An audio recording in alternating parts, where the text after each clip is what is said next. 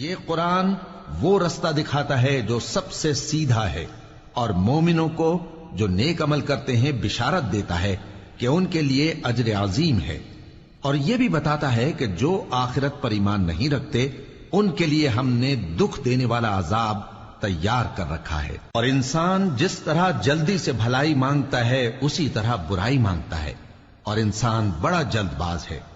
اور ہم نے دن اور رات کو دو نشانیاں بنایا ہے، سو رات کی نشانی کو تاریک بنایا اور دن کی نشانی کو روشن، تاکہ تم اپنے پروردگار کا فضل یعنی روزی تلاش کرو اور برسوں کا شمار اور حساب جانو۔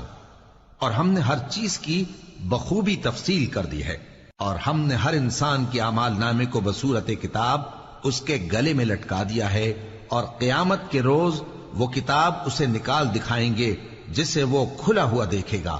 کہا جائے گا کہ اپنی کتاب پڑھ لے، تو آج اپنا آپ ہی حساب کرنے والا کافی ہے۔ جو شخص ہدایت اختیار کرتا ہے تو اپنے لیے اختیار کرتا ہے، اور جو گمراہ ہوتا ہے تو گمراہی کا ضرر بھی اسی کو ہوگا۔ اور کوئی شخص کسی دوسرے کا بوجھ نہیں اٹھائے گا، اور جب تک ہم پیغمبر نہ بھیج لیں عذاب نہیں دیا کرتے۔